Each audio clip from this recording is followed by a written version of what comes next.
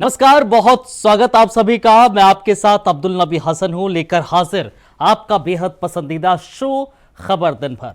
खबर दिन भर में 5 अहम खबरों पर हम डालेंगे विस्तार से नजर, जो आज की महत्वपूर्ण खबरों में शुमार है। कौन कौन सी 5 खबरें हैं, जरा आपको पहले बताते हैं।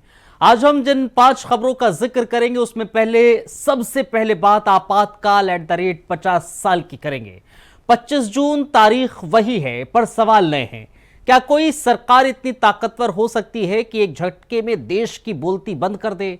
क्या जनता वाकई इतनी कमजोर थी कि उसकी चीख भी अखबार के पन्नों तक नहीं पहुंची?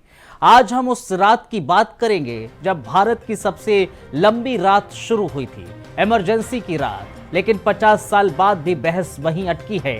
वो तानाशाही थी या अनुशासन का प्रयोग? और सबसे बड़ा सवाल, क्या इमरजेंसी एक बार फिर दस्तक दे रही है? इस बार चुपके से किसी और चेहरे में विस्तार से बताएंगे आपको डिटेल अब से कुछ देर के बाद। और सियासत किस तरह से आपातकाल को लेकर हो रही है वो भी आपको बताएंगे। इसके अलावा दूसरी अहम खबर का जिक्र करेंगे, जिक्र नई उड़ान का करेंगे। 41 साल के बाद एक बार फिर भारत की आत्मा अंतरिक्ष में गूंज रही है। एक ऐसे मिशन में जहां सिर्फ एक अंतरिक्ष यात्री नहीं बल्कि देश की उम्मीदें भी चांद और सितारों के पार जा रही हैं। शुभांशु शुक्ला लखनऊ के ये युवा अब अंतर्राष्ट्रीय अंतरिक्ष स्टेशन की ओर उड़ान भर चुके हैं और उनके कंधों पर तिरंगा है। क्या ये सिर्फ एक मिशन है या भारत के सपनों की नई उड़ान? आज हम लेकर आए हैं उस ऐतिहासिक सफर की पूरी कहानी जो अब शुरुआत हो चुकी है। इसके अलावा तीसरी अहम खबर का जिक्र करेंगे, जिक्र थरूर क्या छोड़ेंगे कांग्रेस का करेंगे। क्या शशि थरूर कांग्रेस से नाराज हैं या फिर किसी नई राजनीतिक उड़ान की तैयारी में हैं? उनकी हालिया पोस्ट जिसमें उन्होंने लिखा, किसी से इजाजत मत मांगो, ये पंख तुम्हारे हैं, ये इस बयान ने राजनीतिक गलियारों में भूचाल ला दिया है। एक चिड़िया की तस्वीर के साथ आया ये संदेश सवाल खड़े करता है कि क्या थरूर अब पार्टी की सीमाओं से बाहर उड़ने वाले हैं? बीजेपी से नजदीकियां और पार्टी में मतभेदों का खुलासा इस सस्पेंस को और बढ़ा रहा है। क्या ये सिर्फ एक प्रेरणादायक पोस्ट है या कांग्रेस के लिए कोई बड़ा बदलाव? आगे इसकी पूरी कहानी आपके लिए। लेकिन चौथी अहम खबर का जिक्र करेंगे, जिक्र दरअसल एग्जाम की और टेंशन का करेंगे। कल्पना कीजिए, जब बोर्ड परीक्षा का दबाव 15 से 16 साल के छात्र के दिल की धड़कनों को तेज कर देता है, तब एक नई उम्मीद की किरण सामने आई। सीबीएसई ने 2026 से 10वीं बोर्ड परीक्षा को साल में 2 बार कराने का ऐतिहासिक फैसला लिया है, जिसमें पहली परीक्षा फरवरी में अनिवार्य होगी, दूसरी मई में वैकल्पिक होगी। इस बदलाव से छात्रों को न सिर्फ तनाव से मुक्ति मिलेगी बल्कि वो अपनी कमजोरियां सुधारकर बेहतर प्रदर्शन कर सकेंगे। इंटरनल असेसमेंट एक बार होगा, लेकिन मुख्य परीक्षा 2 बार की जाएगी और बेहतर स्कोर को फाइनल माना जाएगा। यह बदलाव राष्ट्रीय शिक्षा नीति के अनुरूप है, जो हर छात्र को उसकी क्षमता के अनुसार आगे बढ़ने का मौका देता है। अब बोर्ड परीक्षा डर नहीं बल्कि सुधार और सफलता का नया अवसर होगा। पूरी रिपोर्ट इस आगे आपको इस खबर की पूरी विस्तार से जानकारी देंगे। 5वीं अहम खबर का जिक्र करेंगे प्यार, धोखा और उसके बाद क्या हुआ उसका जिक्र करेंगे। दरअसल 7 सालों की मोहब्बत, सपनों की दुनिया और अचानक से टूटते भरोसे की करहा। यूपी के मुरादाबाद के जाफराबाद गांव में एक ऐसी कहानी सामने आई जिसने पूरे इलाके को हिलाकर रख दिया। जब एक युवती अपने ही प्रेमी के खिलाफ ऐसा फैसला ले लिया कि वो उसके घर के बाहर धरने पर बैठ गई। आरोप इतने गंभीर कि हर कोई दहशत में है। सवाल उठ रहे हैं, आखिर ये रिश्ता कहां टूटा? क्या सच में न्याय मिलेगा? इस हाई वोल्टेज ड्रामे के पीछे की अनकही सच्चाई जो अब धीरे धीरे सबके सामने आ रही है। पूरा मामला विस्तार से कुछ देर के बाद। इन 5 अहम खबरों पर दरअसल आज विस्तार से हम चर्चा करेंगे, बात करेंगे और जाते जाते आपको बात पते की बताएंगे।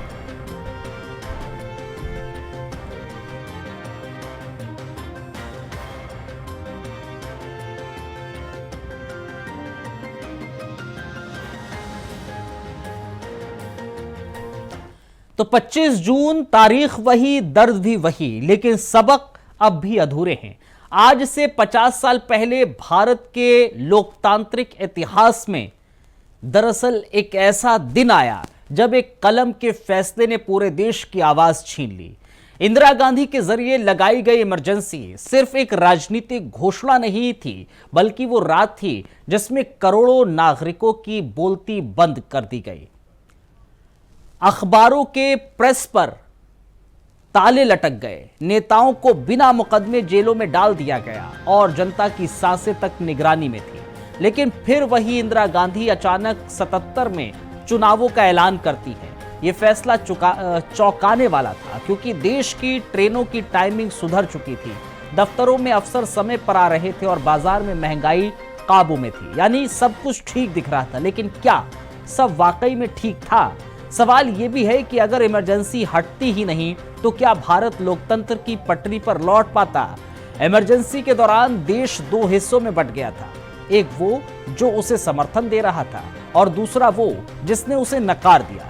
लेकिन क्या वो नकार पूरे देश का था? आंकड़े कहते हैं हिंदी हॉटलैंड, यूपी, बिहार, मध्य प्रदेश, हरियाणा कांग्रेस को पूरी तरह से नकार मिल चुकी थी।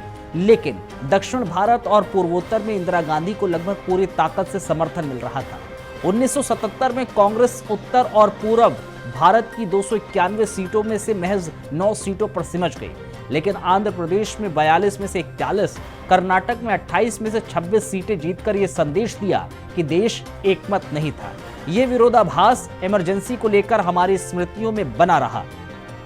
कहीं यह घुटन का दौर था, कहीं विकास और अनुशासन का प्रतीक। लेकिन एक सवाल आज भी बाकी है, क्या सच में जनता ने इंदिरा को हराया या खुद इंदिरा ने जनता को फिर से सोचने का मौका दिया?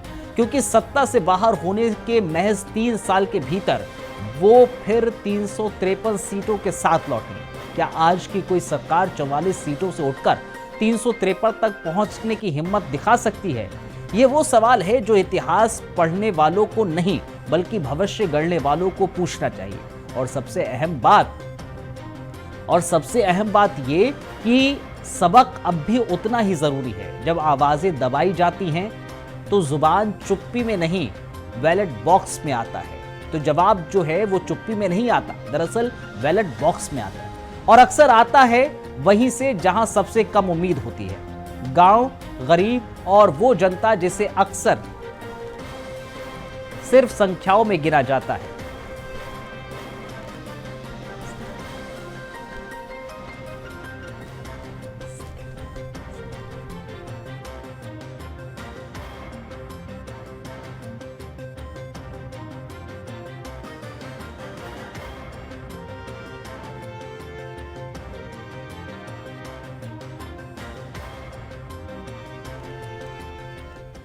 आज की तारीख 25 जून है और इस तारीख के साथ जुड़ी है वो याद जिसे भारतीय लोकतंत्र का सबसे काला अध्याय कहा जाता है। 1975 में दरअसल इमरजेंसी थोपी गई। आज उस भयावह दौर की 50वीं बरसी है। केंद्र सरकार इसे संविधान हत्या दिवस के रूप में याद कर रही है, तो कहीं राजनीति फिर से उसी मोड़ पर पहुंच गई है जहां सवालों के घेरे में है लोकतंत्र की आत्मा। गृह मंत्री अमित शाह ने जहां कांग्रेस को लोकतंत्र का भक्षक बताया, वहीं ये भी तंज कसा कि आज जो पार्टियां संविधान बचाने की बात कर रही हैं वो उसी कांग्रेस के साथ खड़ी हैं जिसने उसे कुचला था। वहीं कांग्रेस ने पलटवार में कहा कि पिछले 11 सालों से देश में अघोषित इमरजेंसी चल रही है और राहुल गांधी की संविधान बचाओ यात्रा से डर कर ही बीजेपी अब 1975 की यादों ताजा कर रही है। लेकिन इस सियासी शोर के बीच क्या कोई ये भी पूछ रहा है कि 1975 में जो हुआ क्या वो सचमुच दोबारा नहीं हो सकता? प्रेस की आजादी, अभिव्यक्ति के अधिकार और नागरिक स्वतंत्रता जैसे सवाल आज भी उतने ही जिंदा हैं जितने 50 साल पहले थे।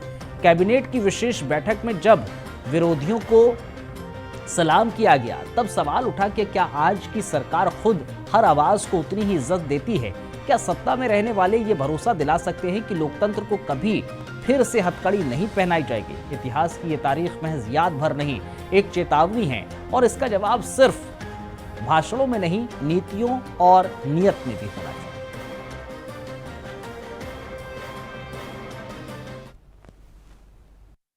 12 जून को 2 घटनाएं एक साथ हुई। इलाहाबाद हाईकोर्ट ने देश की प्रधानमंत्री के इलेक्शन को खारिज कर दिया। उनको बताया कि अब 6 साल तक चुनाव नहीं लड़ सकती। पूरे देश में सन्नाटा छा गया और सुप्रीम कोर्ट से उसको स्टे मिला। इसके साथ साथ 12 जून को एक और घटना हुई थी। मैं गुजरात से आता हूं। 12 जून को ही गुजरात में जनता मोर्चे का प्रयोग सफल हुआ और गुजरात में कांग्रेस की सत्ता का अंत होकर जनता पार्टी की सरकार बनी। इससे घबराकर 25 तारीख को आपातकाल लगाया गया। कारण तो कहा कि राष्ट्र की सुरक्षा खतरे में है, परंतु पूरी दुनिया अब जानती है राष्ट्र की सुरक्षा को कुछ नहीं हुआ था, उनकी कुर्सी खतरे में थी। जेपी के संपूर्ण क्रांति के नारे ने पूरे देश को झंझोड़ कर रख दिया था। गुजरात से शुरू किया हुआ आंदोलन बिहार तक पहुंचा था।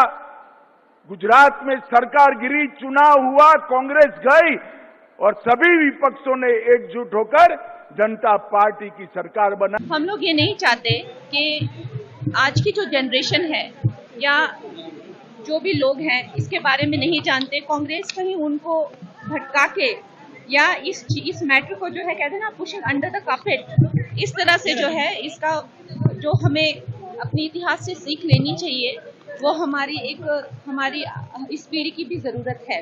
तो कहीं ना कहीं पीढ़ियों को जागरूक करना कि किस तरह से ये काले दिन में 1975 में जो है संविधान का गला घोटा गया था, तो ये बताना भी हमारे लिए बहुत जरूरी है।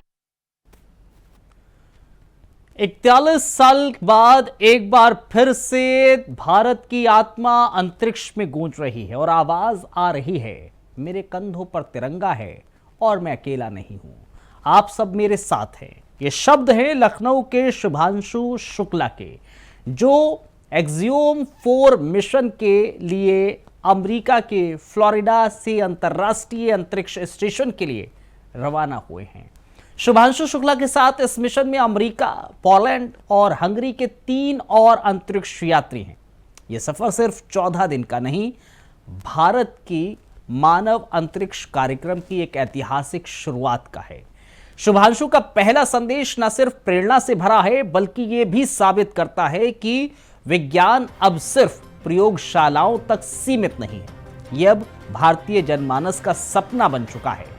कैनेडी स्पेस सेंटर से लॉन्चिंग कई बार टलने के बाद जब 24 जून को ठीक 12:01 पर रॉकेट ने उड़ान भरी, तो लखनऊ से लेकर लॉस एंजलिस तक भारतवासियों की सांसें थम गई। अब जब 28 घंटे की यात्रा के बाद शुभांशु गुरुवार शाम 4:30 बजे ISS पर पहुंचेंगे तो सिर्फ एक अंतरिक्ष यात्री नहीं, बल्कि भारत की उम्मीदें वहां उतरेंगी। इस मिशन के साथ ही भारत ने प्राइवेट स्पेस मिशन की दुनिया में एक ठोस कदम रखा है और शुभांशु शुक्ला की आवाज इस बात की गवाही दे रही है कि हम सिर्फ धरती तक सीमित नहीं, अंतरिक्ष में भी तिरंगा लहराने को तैयार है। तो जाहिर तौर पर शुभांशु निकल गए हैं, लेकिन और शुभांशु के परिवार भी काफी खुश इस बाबत नजर आए हैं। इंडिया वॉइस की टीम भी बाकायदा शुभांशु के परिवार के पास पहुंची, उनसे बातचीत भी की और इंडिया वॉइस से बातचीत करते हुए शुभांशु की बहन ने बाकायदा एक उत्साह दिखाया।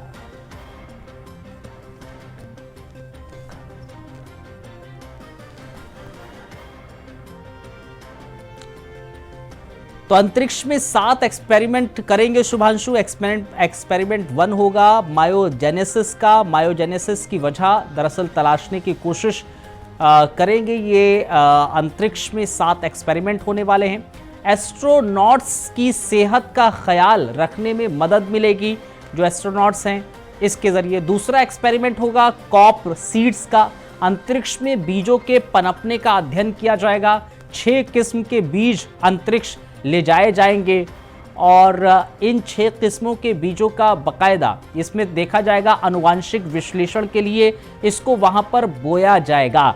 इन 6 बीजों को अंतरिक्ष में बीजों के विकास की दरअसल जांच की जाएगी कि कितने ये बीज वहां पर विकसित हो रहे हैं। एक्सपेरिमेंट 3 होगा स्प्राउट सीड्स, बीजों की कई पीढ़ियों की खेती की जाएगी वहां पर, अलग अलग तरीके की आनुवांशिक लक्षण और पोषक क्षमता का भी अध्ययन किया जाएगा कि कितने पोषक वहां पर हो सकते हैं ये बीज। पानी में रहने वाले सूक्ष्म जीव टॉर्गीगेट्स, एक्सपेरिमेंट 4 होगा। टॉर्गीगेट्स की दरअसल 8 टांगे होती हैं, पानी में रहने वाला जीव है ये, उसका भी एक्सपेरिमेंट यहां पर किया जाएगा। 60 करोड़ साल से धरती पर टॉर्गीगेट्स जो है वो मौजूद हैं। बड़े जलवायु परिवर्तन झेलने की इनमें क्षमता है या फिर नहीं है, इसका दरअसल एक्सपेरिमेंट किया जाएगा।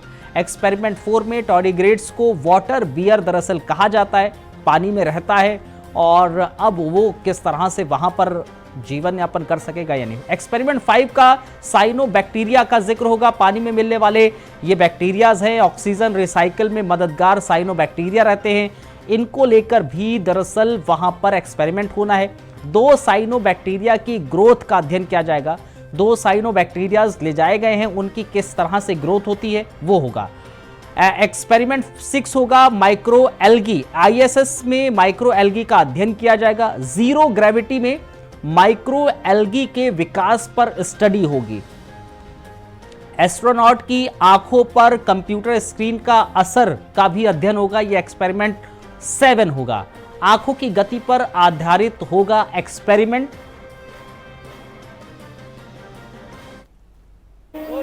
लखनऊ के रहने वाले और सिटी मॉन्टेसरी स्कूल से अपनी स्कूलिंग करने वाले सुधांशु शुक्ला ने आज देश का नाम रोशन किया है। वो फ्लोरिडा के केनेडी स्पेस सेंटर से अंतरिक्ष में गए हैं और उन्होंने वहां पहुंचते ही पहला मैसेज दिया, जय हिंद जय भारत। इस वक्त हम CMS स्कूल के कानपुर रोड ब्रांच में हैं और आप देख सकते हैं कि यहाँ किस तरीके का माहौल है। यहाँ के अध्यापकों में, छात्र छात्राओं में और जो सुधांशु के परिजन हैं उनमें एक हर्ष का माहौल है। आज कहीं ना कहीं सुधांशु स्पेस में गए हैं, लखनऊ के साथ साथ अपने स्कूल का, अपने परिवार का और पूरे देश का नाम रोशन किया है।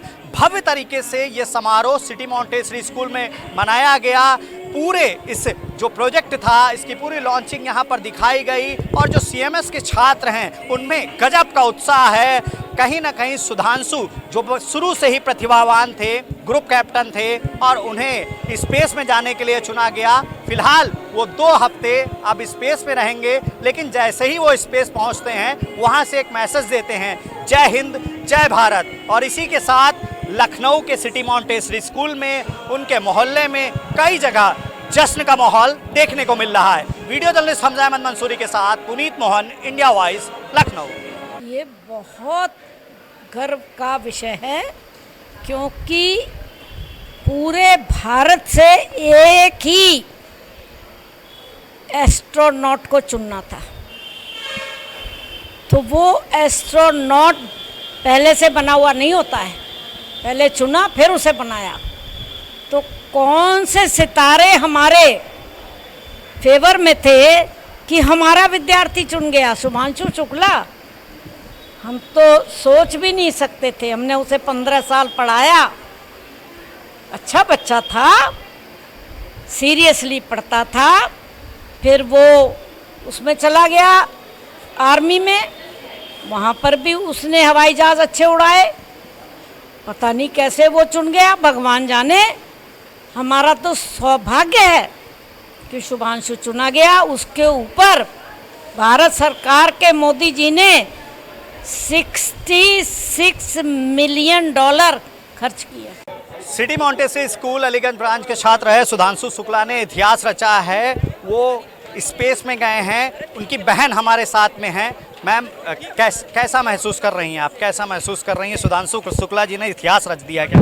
बिल्कुल, और इसके लिए शब्द नहीं है। ये इतिहास जन्मों जन्मों में कहीं एक बार लिखा जाता है और इसके लिए हमारे पास कोई शब्द नहीं है कि मैं कैसे एक्सप्लेन करूं कि खुशी का स्केल क्या है हमारा। हम बहुत बहुत बहुत खुश हैं और बहुत दिनों से इस मूवमेंट का इंतज़ार कर रहे थे जो आज पूरा हुआ है। 2 हफ्ते वो रहेंगे, परिवार वालों को थोड़ी बहुत चिंता तो होगी? बिल्कुल होगी, बिल्कुल, थोड़ी बहुत क्या बहुत बहुत चिंता होगी, लेकिन हम सब बहुत पॉजिटिव हैं और बहुत कॉन्फिडेंट हैं क्योंकि हमें अपने भाई पे पूरा भरोसा है कि वो जिस काम में हाथ डालते हैं वो काम सक्सेसफुल होता है। तो ये एक बिलीफ है हमारे ऊपर। इंटर तक की स्कूलिंग उन्होंने सिटी मॉन्टेसरी स्कूल से करी और जैसा कि हम लोग जानते हैं कि शुरू से बड़े प्रतिभावान थे वो। अचानक वो ग्रुप कैप्टन आर्मी में एग्ज़ाम दिया उन्होंने, परिवार वालों को नहीं बताया, ग्रुप कैप्टन बने। क्या क्या उनकी शुरू से रुचि रहती थी किन कामों में? बहुत फोकस्ड रहते थे, उनको प्रायोरिटीज़ उनकी बहुत क्लियर थी, उनको मालूम था कि उनको अपनी एनर्जी कहाँ पे चैनलाइज करनी है। ये एक सबसे बड़ी पॉइंट था जो शायद गॉड्स ग्रेस है उनके ऊपर, और शायद इसीलिए वो इतनी ऊंचाइयों को छू पाए हैं। 1.4 बिलियन है हमारी पॉपुलेशन, उसमें से वो एक चुने गए हैं। ये अपने आप में ही एक इतिहास बनाता है, और शायद यही उनकी क्वालिटी है जो उनको इतनी ऊंचाइयों पर तक ले गई है। फादर तो आपके चाहते थे एडमिनिस्ट्रेशन ऑफिसर बने हुए। जी बिल्कुल, मेरे फादर खुद सेक्रेटरीट में रहे हैं, तो जितनी उनकी नॉलेज और उनकी जज्बा था उनका, उस समय उनको यही पता था कि IAS officer is the best position for him, क्योंकि शुरुआत से ही पढ़ने में भी शुभांशु बहुत अच्छे थे। तो उन्होंने वही सोचा था, बट डेस्टिनी ने शायद उनकी किस्मत में कुछ और लिख रखा था, उन्होंने और ऊंचाइयाँ छूनी थी, शायद इसलिए उनको। आज तो उन्होंने लखनऊ के साथ में पूरे देश का नाम रोशन किया है। फादर खुश हैं, आप लोग खुश हैं? बहुत बहुत बहुत। आज फादर खुद कहते हैं कि शायद ये तो मैंने भी नहीं सोचा था अपनी ज़िंदगी में कि जब IAS ऑफिसर बनता तो शायद अपनी लाइफ में क्या करता। ये शायद उसके बहुत बहुत बहुत बियॉन्ड चला गया है, and they are highly proud of course. Thank you हमसे बात करने के लिए। तो सुधांशु शुक्ला जी की बहन हमसे बात करें, जिनका साफ तौर पे कहना है कि सुधांशु शुक्ला ने पूरे देश का नाम रोशन किया है। फिलहाल वो 2 हफ्ते स्पेस में रहेंगे, ISS में रहेंगे। ऐसे में परिवार वालों को थोड़ी चिंता जरूर है, लेकिन उनके चेहरे पर एक साफ खुशी नज़र आ रही है कि कोई एक भारतीय स्पेस सेंटर में गया है। सुधांशु शुक्ला लखनऊ के रहने वाले, सिटी मॉन्टेसरी स्कूल से जिन्होंने अपनी स्कूलिंग पास करी, और आज लखनऊ का पूरे देश का नाम उनकी वजह से रोशन हो रहा है। वीडियो जर्नलिस्ट हमजा अहमद मंसूरी के साथ पुनीत मोहन, इंडिया वॉइस, लखनऊ। क्या शशि थरूर कांग्रेस से नाराज हैं या किसी नई उड़ान की तैयारी में हैं? 25 जून को उनकी एक पोस्ट आई, किसी से इजाजत मत मांगो, ये पंख तुम्हारे हैं। इस पोस्ट ने पार्टी के गलियारों में हलचल मचा दी। एक चिड़िया की तस्वीर के साथ शेयर की गई ये लाइन केवल एक प्रेरणास्पद विचार या फिर किसी राजनीतिक पारी की भूमिका। कांग्रेस के दिग्गज नेता और केरल से सांसद शशि थरूर के इस मैसेज को कुछ लोग राजनीतिक आत्म कथात्मक घोषणा की तरह पढ़ रहे हैं, तो कुछ इसे साधारण प्रेरणात्मक पोस्ट मान रहे हैं। लेकिन ऐसे समय में जब उनकी बीजेपी नेताओं से नजदीकियां चर्चा में हैं, तब उन्होंने खुद स्वीकार किया कि पार्टी नेतृत्व से उनके मतभेद हैं। ये सवाल और भी गहराता है कि क्या थरूर कांग्रेस छोड़ सकते हैं? नीलांबुर उपचुनाव में आमंत्रण न मिलने से लेकर पीएम मोदी से मुलाकात और ऑपरेशन सिंदूर जैसे कार्यक्रमों में सक्रियता, इन सब ने उन इरादों पर सस्पेंस रच दिया।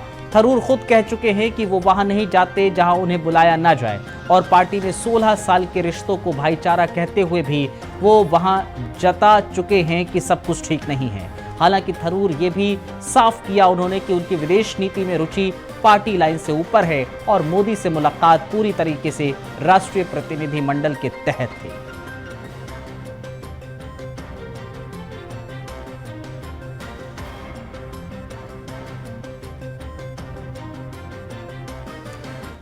कल्पना कीजिए, एक 15-16 साल का छात्र, बोर्ड परीक्षा की घड़ी नजदीक आती है तो दिल की धड़कनें तेज हो जाती हैं। एक बार का प्रदर्शन उसके भविष्य का फैसला कर देता है। यही सोच उसे घेर लेती है, और यही डर हर साल लाखों छात्रों को मानसिक तनाव में ढकेलता है। लेकिन अब एक बड़ी राहत की खबर है। एक नई सुबह, एक नई सोच के साथ CBSE ने 10वीं बोर्ड परीक्षा को लेकर 2026 से एक तरीके से ऐलान कर दिया है। दरअसल ऐलान जो CBSE की ओर से किया गया है, उसमें बकायदा कहा गया है कि अब जो 10th के बोर्ड एग्जाम्स हैं वो अब एक बार नहीं 2 बार होंगे। दरअसल आपको ये बताते चले कि जो छात्र हैं, अब छात्र साल में 2 बार परीक्षा दे सकेंगे, जिसमें पहली परीक्षा फरवरी में अनिवार्य होगी, दूसरी मई में वैकल्पिक होगी। यानी अगर पहली बार में परीक्षा अच्छी नहीं गई तो बात कहीं और सुधारने की हो जाएगी। इस फैसले का मकसद है परीक्षा के तनाव को कम करना, छात्रों को मानसिक दबाव से आजादी देना और उन्हें आत्मविश्वास के साथ बेहतर करने का अवसर प्रदान करना। परीक्षा नियंत्रक संयम भारद्वाज ने पुष्टि की है कि यह बदलाव राष्ट्रीय शिक्षा नीति के अनुरूप हो रहा है, जो छात्रों के समग्र विकास को प्राथमिकता देता है। नई व्यवस्था में इंटरनल असेसमेंट सिर्फ एक बार होगा, लेकिन मुख्य परीक्षा 2 बार दी जा सकेगी। हर बार बेहतर स्कोर को ही फाइनल माना जाएगा। इससे उन छात्रों को सबसे ज्यादा फायदा होगा जो बीमारी, घरेलू समस्या या घबराहट की वजह से एक बार में बेहतर नहीं कर पाते हैं। एक्सपर्ट्स मानते हैं कि यह फैसला भारत की परीक्षा प्रणाली को ज्यादा लचीला, मानवीय और छात्र केंद्रित बनाएगा। यानी अब बोर्ड परीक्षा डर का नहीं, उम्मीद और सुधार का नाम होगा। एक नहीं 2 मौके होंगे उड़ान भरने के, और शायद यही शिक्षा का असली मकसद भी है कि हर छात्र को उसकी गति और क्षमता के अनुसार आगे बढ़ने का मौका दे।